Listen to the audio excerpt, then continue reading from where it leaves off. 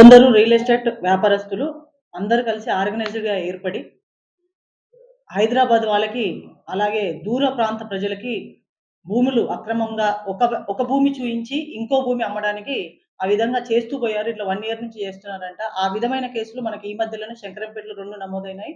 అలాగే సంగారెడ్డి జిల్లా నారాయణఖేడ్ అక్కడ కూడా కేసులు నమోదైనట్టు తెలిసింది. 4, 5 కేసులు.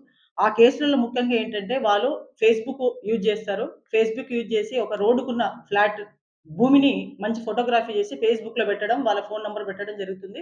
హైదరాబాద్ వాళ్ళొచ్చి ఆ భూమిని చూస్తారు. భూమిని చూసిన తర్వాత వీళ్ళేం చేశారంటే రిజిస్ట్రేషన్‌కొచ్చినప్పుడు ఆ భూమిని రిజిస్ట్రేషన్ చేయకుండా ముఖ్యంగా ఈ ఉత్లూరు, ఇంకా కొన్ని గ్రామాలలో నిజాం సాగర్ బ్యాక్ వాటర్‌లో పోయాయి. ఆ భూములు ఇప్పటికి కూడా రైతుల పేరు మీదనే ఉన్నాయి.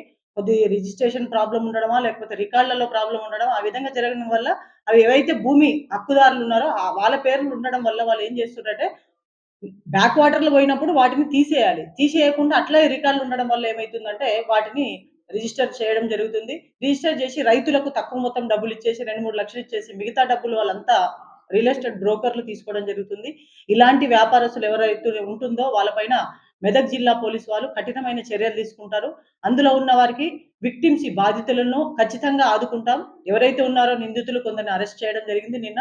ఇంకా మిగతా వాళ్ళని కూడా ఖచ్చితంగా అరెస్ట్ చేసి జ్యుడిషియల్ రిమాండ్ పంపడం జరుగుతుంది. ఇలాంటి అక్రమ వ్యాపారాలు చేసే వారి దృష్టిలో కొత్తగా చట్టం ఏముందంటే చాలా వరకు తెలియదు. 107 బిఎన్ఎస్ఎస్ ప్రకారం ఇప్పుడు వాళ్ళకున్న ఆస్తులను ఈ నేరం చేసి ఏదైతే ఆస్తులు సంపాదిస్తారో ఆ ఆస్తులను మొత్తం కూడా అటాచ్‌మెంట్ కోర్టుకిచ్చి ఆ ఆస్తులను అమ్మి కలెక్టర్ గారు కోర్టు యొక్క జడ్జిమెంట్ రావడం ద్వారా కలెక్టర్ ద్వారా 60 రోజులలోనే బాధ్యతలు ఇవ్వడం జరుగుతుంది. కాబట్టి ఈ అక్రమ సంపాదన చేయడం కరెక్ట్ కాదు. ఒకవేళ చేసినట్లయితే కూడా పోలీసులు వాటిపైన కఠిన చర్యలు తీసుకుంటారు.